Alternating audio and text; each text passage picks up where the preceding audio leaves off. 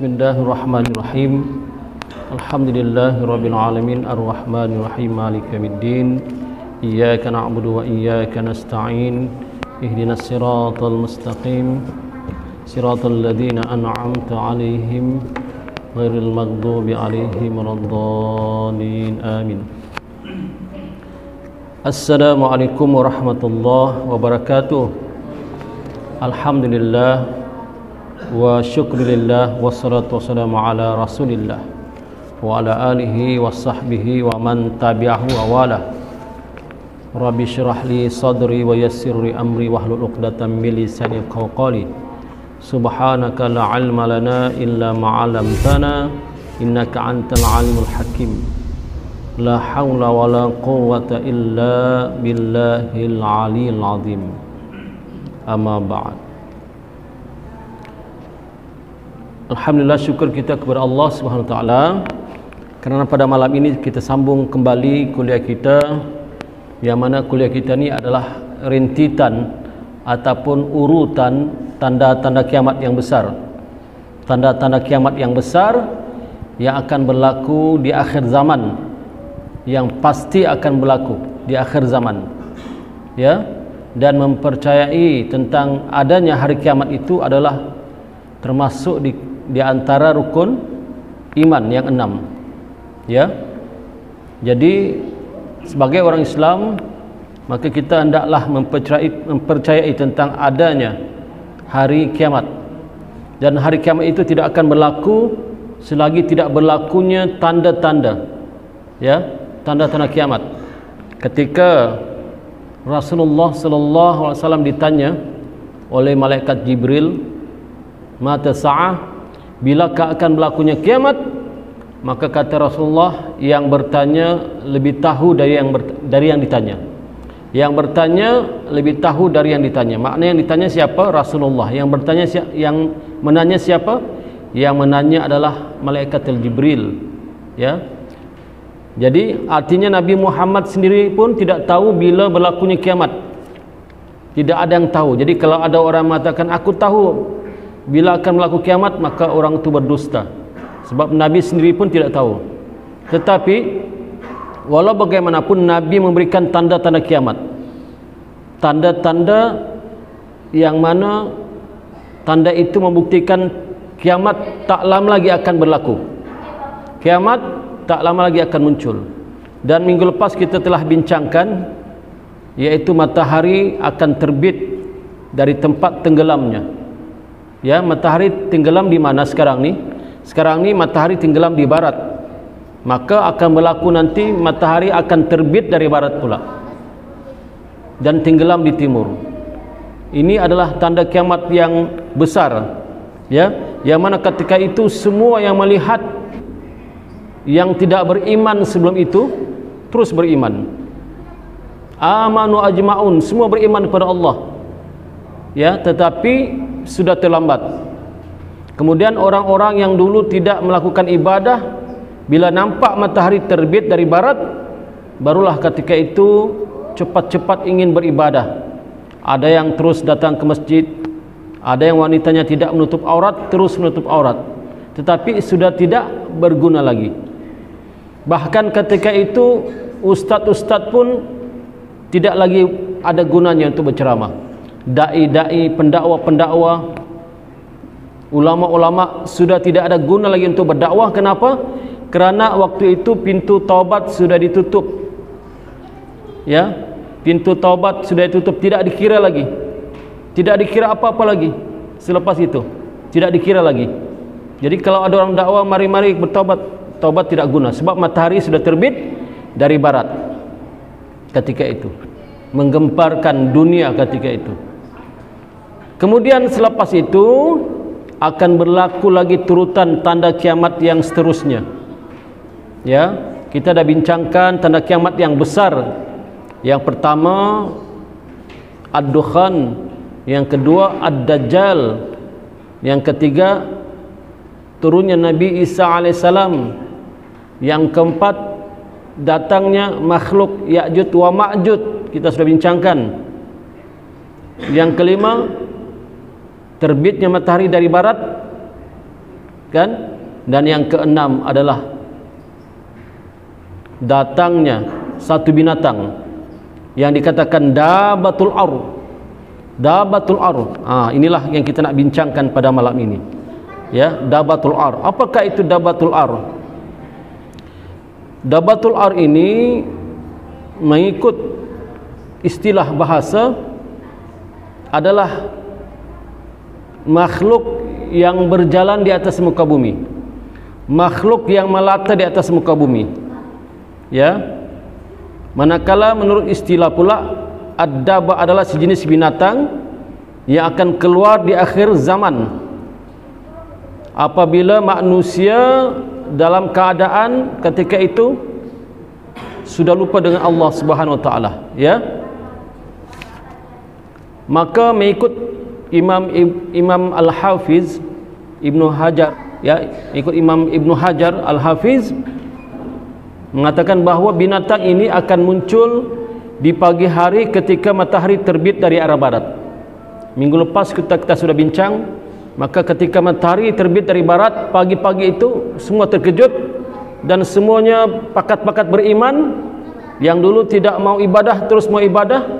Maka ketika waktu duha, kata Ibnu Hajar, ya, ulama besar nih, Ibnu Hajar ni dalam pegangan kita ahli sunnah wal jamaah, mengatakan maka pagi-pagi itu datanglah binatang yang dinamakan binatang dabatul ar.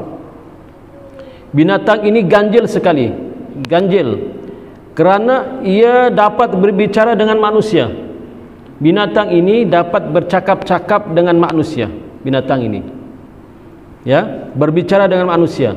Sedangkan sebelum ini kita tidak pernah nampak pun ada binatang yang pandai bercakap, memahami bahasa manusia, ya, dan dia pun bercakap dengan kita. Adakah kita nampak kucing bercakap?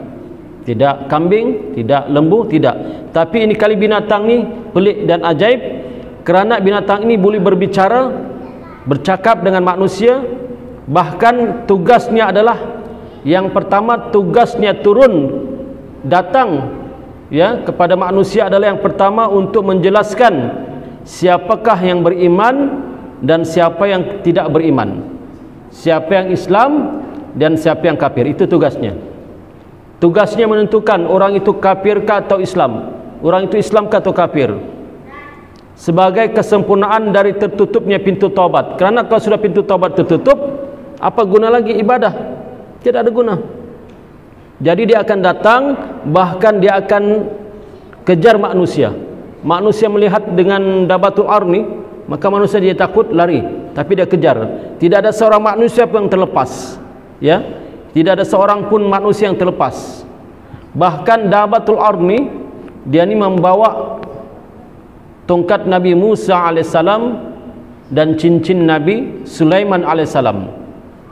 Ketika diketuk tongkat pada orang kafir, maka orang kafir itu mukanya akan jadi hitam. Ya, diketuk dengan orang kafir tongkat Nabi Musa tu, ya, maka akan jadi hitam. Kemudian diketuknya cincin itu kepada orang Islam, maka orang-orang berislam tu akan mukanya jadi jernih, jadi putih. Maknanya begini, kalau dia jumpa manusia, dia akan ketuk. Dia ketuk, manusia ni Islam ke kafir? Bila ketuk begini, kalau dia Islam, kan, dia akan putih wajahnya. Kalau dia kafir, diketuk dengan tongkat Nabi Musa, maka akan hitam wajahnya. Sebab itu dikatakan nanti bila akhir zaman, bila berlaku tanda kiamat ini sudah hampir dekat kiamat ni, ketika itu manusia sudah tidak lagi memanggil nama, sebab sudah ada perbezaan hitam dan putih.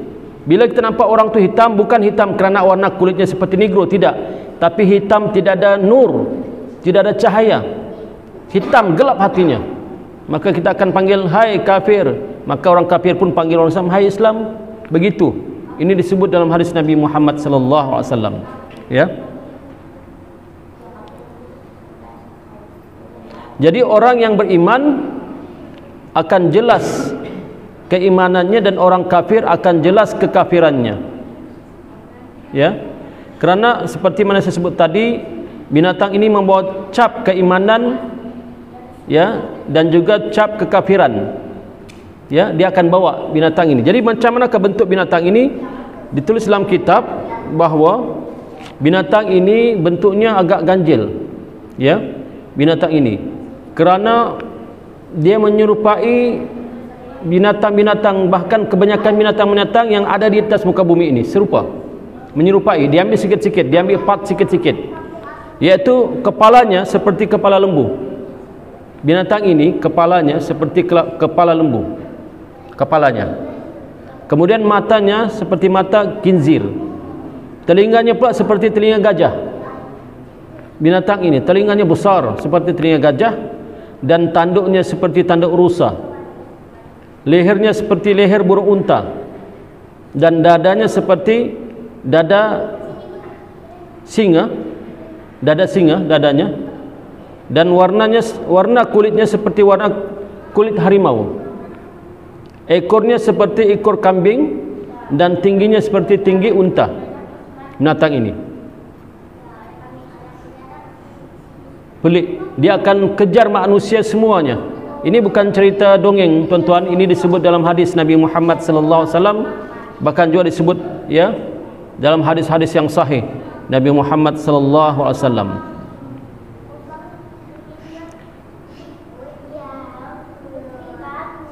Allah Subhanahu wa taala berfirman dalam Al-Quran, kita bacakan maksudnya. Setelah kami tetapkan berlakunya kematian Nabi Sulaiman, tidak ada yang menunjukkan kepada mereka tentang kematiannya, melainkan semut putih anai-anai yang telah memakan tongkatnya. Maka apabila ia tumbang, ternyatalah kepada golongan jin itu bahawa kalaulah mereka sedia mengetahui perkara yang gaib, nescaya mereka tidak tinggal semikian lama di dalam azab dengan kerja yang berat yang menghina.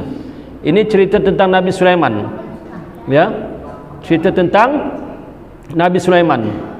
Ingatkah ketika Nabi Sulaiman alaihissalam telah wafat? Ketika Nabi Sulaiman sallallahu alaihi wasallam telah wafat, maka ketika itu Nabi Sulaiman tidak rebah, tuan-tuan. Dia memegang tongkatnya, padahal dia sudah wafat lama, tapi dia masih tegak memegang tongkatnya, hingga kan jin-jin, ya, jin-jin yang ditugaskan oleh Nabi Sulaiman ketika itu. Sebab Nabi Sulaiman ni dia dapat menguasai jin, ya, dia pemimpin manusia dan pemimpin jin ketika itu, raja manusia dan raja jin ketika itu, menguasai alam jin dan menguasai alam manusia ketika itu. Maka ketika kewafatan Nabi Sulaiman sudah wafat lama, tapi dia masih tegak dengan memegang tongkatnya. Jadi jin ni takut dengan Nabi Sulaiman, maka masing-masing buat kerja masing-masing buat kerja yang berat-berat, ya. Kerja jin ni berat-berat ketika itu, menyelam ke laut, mengambil mutiara, apa semua, ya, jin ni, ya, kerja berat. Rupa-rupanya Nabi Sulaiman sudah lama wafat. Dengan tandanya apa? Tongkatnya itu sedikit demi sedikit dimakan oleh anai-anai. Akhirnya apabila tongkatnya itu sudah hancur, ya, dimakan anai, barulah Nabi Sulaiman terbaring. Barulah ketika itu jin tahu. Dia kata, kalaulah kami ini mengetahui alam gaib, kata jin, tentulah kami tidak lagi bekerja dengan Nabi Sulaiman waktu dia meninggal itu. Kemudian dalam surah An-Naml, ya, Allah berfirman lagi, maksudnya, dan apabila sampai masa berlakunya hukuman atas manusia, maka kami keluarkan untuk mereka sejenis binatang dari bumi, Dabatul Ar, yang akan menyatakan kepada mereka bahawa manusia telah tidak meyakini akan ayat-ayat keterangan dan pengajaran kami. Ketika itu Dabatul Ar akan menjumpai manusia, ya, dan mengatakan bahawa kamu sudah tidak lagi meyakini ayat-ayat yang Allah turunkan. Ketika itu dengan membawa tongkat Nabi Musa dan cincin Nabi Sulaiman, setiap manusia akan lari ke mana pun tidak boleh. Wallahu alam. Berapa banyak Dabatul Ar tu, wallahu alam, ya, apakah banyak apakah sedikit, wallahu alam, ya. Kata Imam At-Tabari dalam menjelaskan ayat di atas, menyebut kebanyakan ulama berkata keluarnya dabbah yang disebut ini adalah apabila manusia sudah tidak menyeru yang ma'ruf dan tidak mencegah yang mungkar. Kemudian antara yang berpendapat sedemikian ialah Ibnu Umar radhiyallahu an, katanya Dabatul Ar akan keluar, ianya berlaku apabila tidak ada lagi menyuruh kepada ma'ruf dan mencegah yang mungkar. Kemudian dalam kitab Imam Ibn Katsir berkata pula, binatang ini akan keluar pada akhir zaman semasa manusia telah rosak dan meninggalkan perintah-perintah Allah Subhanahu wa taala serta menukar agama yang hak dan mengikut kebatilan. Jadi artinya bila sudah matahari itu sudah terbit dari barat tadi kita bincang, maka pintu taubat sudah tertutup, tidak ada lagi guna taubat waktu itu. Walaupun bertaubat tidak boleh, tidak ada guna sudah. Maka ketika itu Dabatul Ar datang untuk memisahkan yang Islam dan bukan Islam. Kerana tak lama lagi akan terbit pula, akan datang pula tanda kiamat yang seterusnya. Ya. Jadi senanglah, memudahkan, ya. Kemudian ada yang berpendapat, para ulama, ini pendapat ulama, bagaimanakah dia kata Dabatul Ar ini? Ulama pun berpendapat, apakah Dabatul Ar ini, dari mana ke asalnya? Maka banyak ulama berpendapat, di antaranya seperti Imam Al-Qurtubi, seorang ulama yang besar, mengatakan sesungguhnya Dabatul Ar ini asalnya adalah anak unta di zaman Nabi Saleh. Tuan-tuan pernah dengar cerita Nabi Saleh, yang mana Nabi Saleh ini ada unta hasil daripada mukjizat Nabi Saleh, ya, dengan kaum yang jahat itu, ya, Samud. Kaum Nabi Saleh ini Samud, yaitu kaumnya ini tidak percaya dengan Nabi Saleh. Mereka tidak yakin dengan Nabi Saleh. Wahai Saleh, dia kata, wahai Saleh, kalau engkau betul-betul Nabi, cuba kau keluarkan unta daripada batu. Cuba kau keluarkan unta daripada batu ini. Duang cabar Nabi Saleh, sebab mereka ni tidak akan beriman kalau Nabi Saleh tidak menunjukkan sesuatu yang menyebabkan duang beriman. Kaum Samud ini, duang tidak akan beriman. Saleh, kau suruh kami menyembah Allah, kau larang kami menyembah Tuhan kami, yakni berhala, warisan nenek moyang kami. Kalau engkau betul-betul Nabi lah, kata kaum Samud, maka cuba kau keluarkan unta dari batu. Maka dengan izin Allah keluarlah unta daripada batu. Unta tu sihat, unta betina, sihat, cantik, malangnya setelah keluar unta dari batu itu, kaum Samud tidak juga beriman, bahkan makin jahat, hingga kan ada yang mengatakan, bagus kita bunuh ni unta ni, Nabi Saleh ni, kita bunuh, kita makan dagingnya, kita sembelih, cantik. Sebab kata Nabi Saleh, hendaklah kamu pergilirkan unta Nabi Saleh dengan unta-unta kamu meminum air bergilir-gilir, ada giliran. Tapi mereka ni dengki dengan unta Nabi Saleh, sebab unta Nabi Saleh sihat, cantik. Maka mereka pun pendek cerita berazam untuk membunuh unta Nabi Saleh ini. Sedangkan unta Nabi Saleh ketika itu tengah bunting, ada anak dalam perutnya tengah bunting. Maka dibunuhlah unta Nabi Saleh itu. Maka keluar anak dari perutnya, keluar anak dari perut unta Nabi Saleh itu, berlari terus ke batu, ke arah batu, dan tidak keluar sampai sekarang. Jadi mengikut ulama ini, katanya unta itulah yang besoknya akan jadi Dabatul Ar. Ini pendapatnya. Ada pendapat kedua, ulama kata Dabatul Ar ini juga kemungkinan, ini kata ulama lah, pendapat ulama, kemungkinan adalah Al-Jassasa. Tuan-tuan tahu apa itu Al-Jassasa? Yaitu cerita seorang sahabat namanya Tamim Ad-Dari, ketika dia berlayar ke satu pulau bersama dengan rombongannya, 30 orang rombongan. Ketika itu masih belum Islam lagi Tamim Ad-Dari ini. Mereka naik kapal dari laut Yaman tu, mereka naik kapal, tiba-tiba dipukul ombak yang besar kapal diorang, terombang-ambing, dipukul ombak, hingga kan kapal itu berpusing-pusing berapa lama lebih kurang, kemudian terdampar di satu pulau yang asing bagi mereka. Maka bila kapal itu terdampar di satu pulau, 30 orang yang berada di atas kapal itu pun terus turun ke pulau. Tiba-tiba mereka melihat satu binatang yang pelik dan ajaib. Binatang itu tidak tahu di mana depan, di mana belakang, tidak tahu di mana kepala, di mana ekornya, tidak tahu. Kenapa? Sebab bulunya terlalu banyak. Dia berkaki empat, tapi bulunya terlalu banyak hingga tidak tahu di mana kepala, mana belakang, tidak tahu. menakutkan, besar lagi. Tetapi oleh kerana mereka ni ramai 30 orang, bangsa Arab yang bukan Islam 30 orang, maka mereka pun bertanya, siapa kamu? Ya, manusia 30 orang tu yang dari Arab itu bertanya, siapa kamu? Dia kata, aku Al-Jassasa. Maka kata ulama, kemungkinan dia kata Al-Jassasa itulah yang akan nanti lahir di akhir zaman menjadi Dabatul Ar. Ya, bermacam-macam pendapat di kalangan ulama, tapi yang pentingnya Dabatul Ar pasti muncul. Dabatul Ar pasti muncul. Ada ulama mengatakan di manakah dia muncul? Maka dia muncul, ada setengah pendapat mengatakan berdasarkan hadis Nabi Muhammad sallallahu alaihi wasallam mengatakan Dabatul Ar ini akan muncul di Mekah.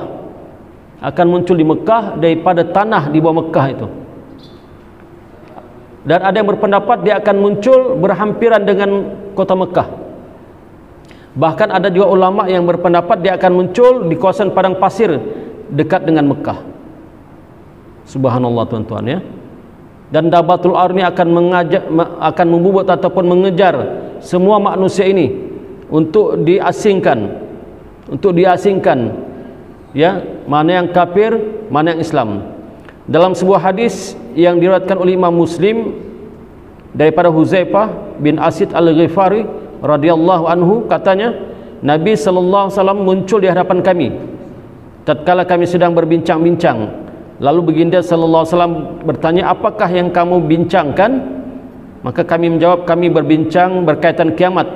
Maka Nabi pun bersabda, hari kiamat tidak akan terjadi sehinggalah kamu melihat 10 tanda.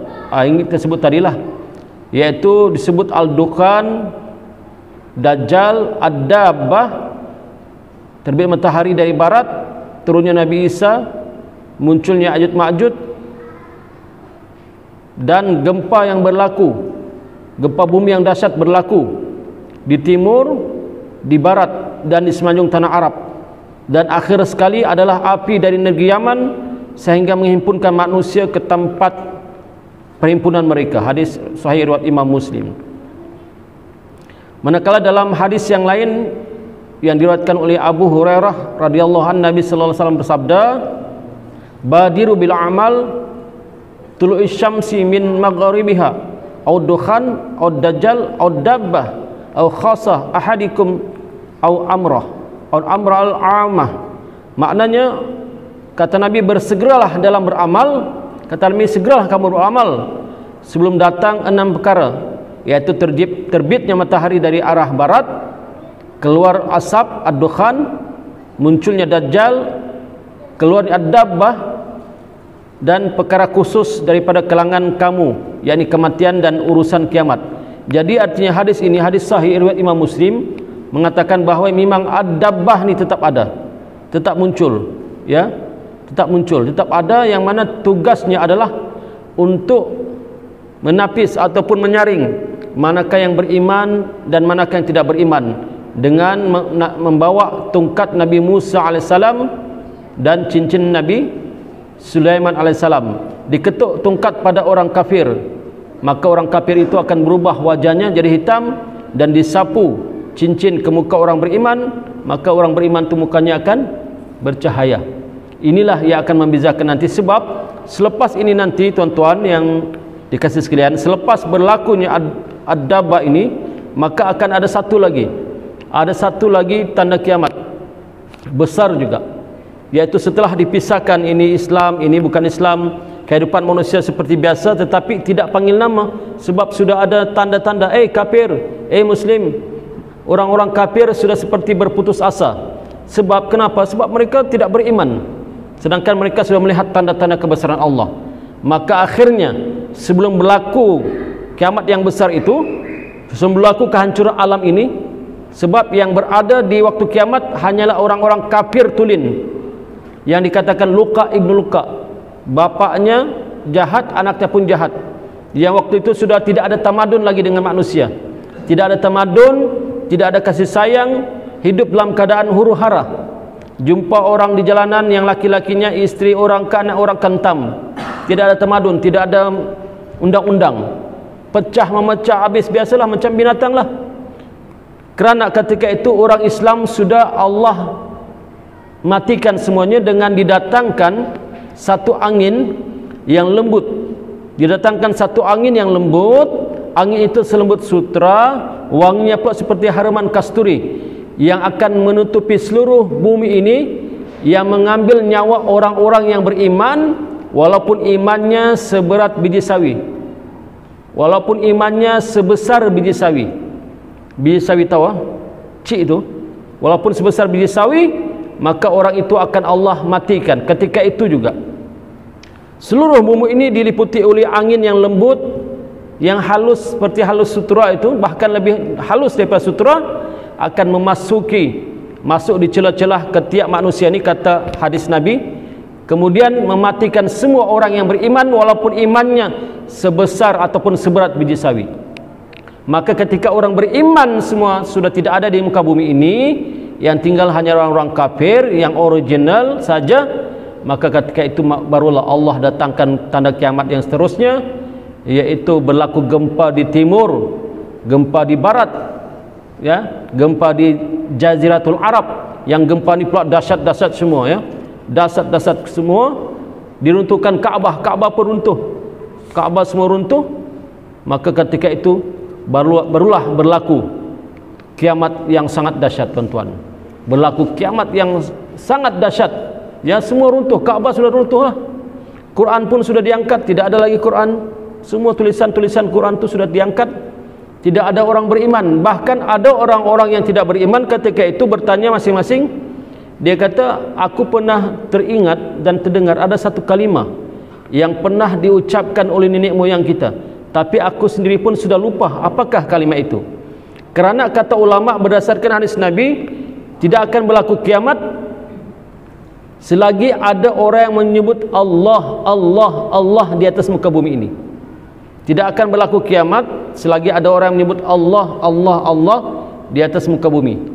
Kalau besok sudah tidak ada yang menyebut Allah, barulah Allah kiamatkan muka bumi. Jadi ketika itu sudah tidak ada seorang pun menyebut nama Allah. Bahkan mereka cuma katakan, aku pernah mendengar satu kalimah yang pernah diucapkan oleh nenek moyang kita, tapi dia sendiri pun lupa apakah kalimat itu. Maka berlakulah kedahsyatan, ya, kedahsyatan kiamat apabila orang-orang yang beriman kesemuanya telah mati, dan yang masih hidup hanyalah orang-orang kafir yang tidak kenal Allah Ta'ala dan tidak tahu sama sekali tentang agama Islam. Dan keadaan mereka seperti yang disebutkan dalam hadis Nabi, keadaan orang ketika itu, ya, ini hadis Nabi, ya, kita bacakan sedikit hadis sahih riwayat Imam Muslim.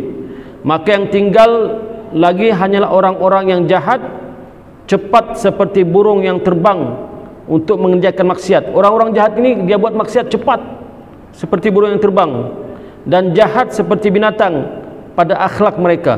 Akhlak mereka macam binatang. Mereka tidak kenal apa itu kebaikan dan tidak tahu apa itu kemungkaran. Lalu tetapi syaitan ini yang dikuasai oleh iblis ini masih tidak berputus asa. Sudah dalam keadaan manusia begitu, maka datang iblis. Ini hadis ni kata, lalu syaitan datang menggoda mereka sambil berkata, datang syaitan lagi, tidak pandai putus asa syaitan ni. Datang syaitan berkata pada mereka, kamu tidak mahukah ikut aku? Kata syaitan, kamu tidak mahu ikut aku? Mereka menjawab, apa yang hendak engkau suruh? Maka manusia ketika itu berkata, ya syaitan, apa yang kau suruh? Lalu syaitan menyuruh mereka menyembah berhala kembali.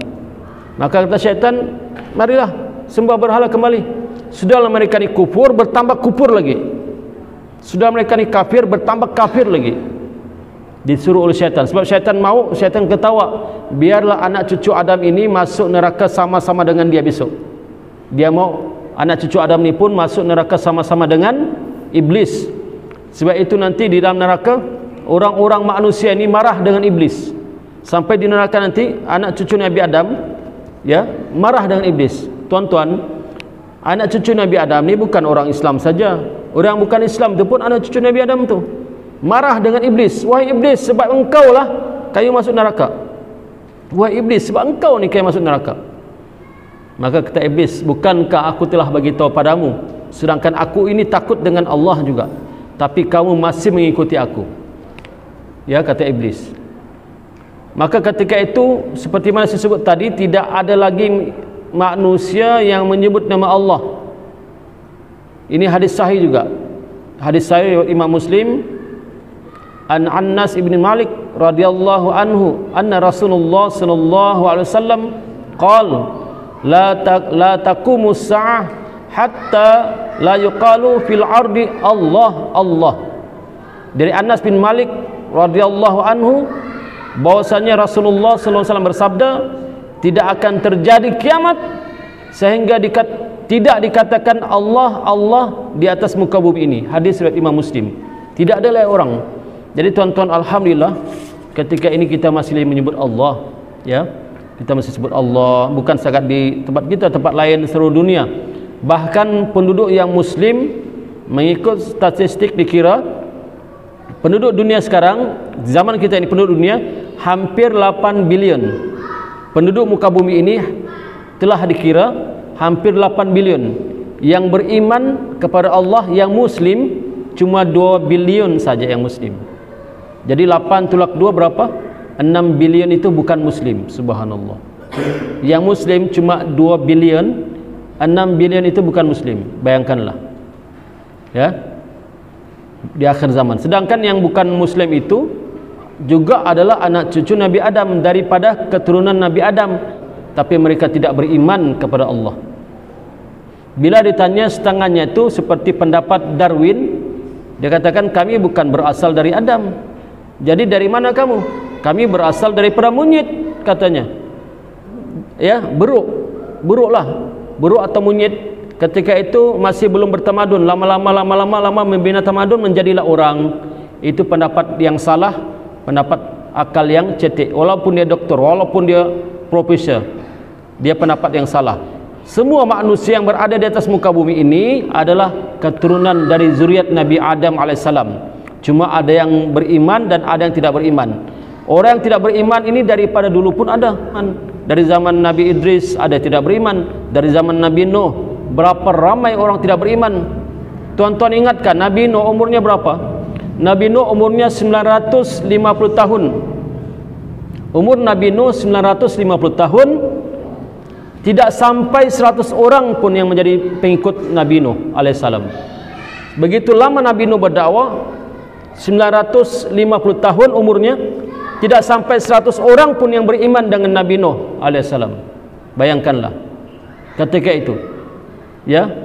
Akhirnya oleh kerana tidak beriman begitu, sedangkan Nabi Nuh ini dia membuat kapal, diperintahkan Allah membuat kapal di atas daratan.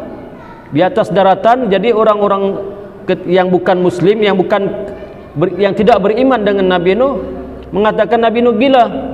Apakah dia ni membuat kapal di atas daratan, di padang pasir, sedangkan lautan ada? Mengapa tidak buat kapal di tepi laut? Dia tidak tahu apakah yang akan terjadi. Sedangkan Allah perintahkan Nabi Nuh alaihissalam membuat kapal di daratan, di padang pasir. Itu ada sebab, ada sebabnya, yang mana dengan sebab doa Nabi Nuh lah. Maka akhirnya Allah perintahkan Nabi Nuh membuat kapal, dan dimasukkanlah semua orang-orang beriman ke kapal itu, dan semua spesies binatang ke kapal itu, berpasang-pasangan, semua berpasang-pasang di kapal itu. Makna kapal itu bukan kecil lah, besar. Dan para saintis telah mendapati kapal itu terdampar di satu gunung, ya, dekat dengan Turki itu. Satu gunung dekat dengan Turki, kapal itu terdamparlah, didapati mereka lah. Nampak seperti kapal Nabi Nuh alaihissalam, sebab ukurannya begitu besar dan dibuat daripada kayu yang kuat seperti kayu jati ini. Nabi Nuh, bayangkanlah tuan-tuan kesabaran Nabi ini itu. Begitu lama berdakwah, cuma hampir 100 orang saja yang beriman padanya. Subhanallah. Kalau kita lah kan, kalau kita lah begitu lama berdakwah, contohlah di masjid ni, mari sembahyang, tiba-tiba satu orang yang datang ke masjid, bagaimana kan? Akhirnya apa tak Nabi Nuh AS mendoa kepada Allah supaya ditimpakan azab kepada kaumnya. Sebab itu Nabi Nuh AS ketika di padang mahsyar, ketika umat manusia datang menjumpa Nabi Nuh, minta supaya didoakan, dipercepatkan hisab. Kata Nabi Nuh, nafsi, nafsi, diriku, diriku. Aku tidak mampu, aku malu berdoa kepada Allah minta dipercepatkan hisab kerana aku rasa aku bersalah. Aku rasa aku bersalah, kata Nabi Nuh AS. Ya, ketika itu. Kemudian ketika manusia laksana binatang, tidak ada sifat malu lagi, tidak ada sifat malu manusia ini, maka berlakulah kiamat. Ya, berlaku kiamat. Ini disebut dalam hadis Nabi, tidak terjadi kiamat itu sehingga orang bersetubuh seperti bersetubuh keldai di tengah jalan. Ini saya sebut tadi kan, tidak akan berlaku kiamat sehingga manusia itu bersetubuh di jalan macam keldai, macam binatang. Kalau keadaan sudah jadi seperti ini, maka kiamat bila-bila masa saja boleh terjadi. Ya, kiamat dalam hadis yang lain kata Nabi, kiamat ketika itu sama seperti perempuan yang mengandung, yang sudah cukup bulan, keluarganya tidak tahu bilakah mereka akan dikejutkan dengan kelahiran anak yang ada dalam kandungannya, mungkinkah di waktu malam ataupun siang. Jadi bila keadaan orang-orang semua sudah kafir, tidak tahu menyebut Allah, Allah, maka ketika itu bila-bila masa saja berlakunya kehancuran alam ini. Sepertilah kata Nabi, ibu yang sudah cukup bulan, cukup hari mau bersalin, tidak tahu bila dia bersalin, tinggal tunggu masa saja dia bersalin. Begitu, maka Allah akan hancurkan alam ini dan berlakunya gempa bumi yang dahsyat, ya, yaitu gempa bumi berlaku di timur, di barat, di semenanjung tanah Arab. Bukan gempa bumi skala macam sekarang, bukan, melebihi yang dahsyat-dahsyat, tenggelam terus, tsunami-nya sebesar bukit ombaknya, sebesar gunung ombaknya. Masya Allah. Kemudian pula bukan setakat itu, bahkan planet-planet berantakan, bintang-bintang berjatuhan, langit pecah, matahari pecah, hancur alam ini. Yang dapat menyaksikan kiamat yang begitu dahsyat hanyalah orang-orang kafir. Masya Allah. Sebab itu Allah sayang kepada umat Islam, maka Allah matikan dahulu umat Islam, yaitu dengan datangnya angin yang lembut, yang kata ulama datang daripada arah Yaman. Kemudian angin lembut itu akan memasuki di bawah celah ketiak ini dan mematikan orang beriman walaupun imannya sebesar zarah, tuan-tuan.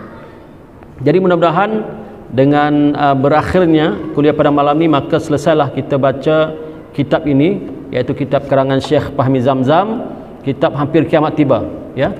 Jadi insya-Allah dia akan datang, kita akan baca kitab lain lagi. Ya, kitab lain lagi kita akan baca. Mudah-mudahan apa yang disampaikan ini kita dapat manfaat bersama. Saya dapat manfaat dan tuan-tuan pun dapat manfaat. Ya, yang benar itu datang daripada Allah Subhanahu Wa Taala. Yang salah dan silap itu tentulah datang daripada kelemahan hawa nafsu saya sendiri. Ya, saya minta ampun dan maaf. Ya, assalamualaikum warahmatullahi wabarakatuh.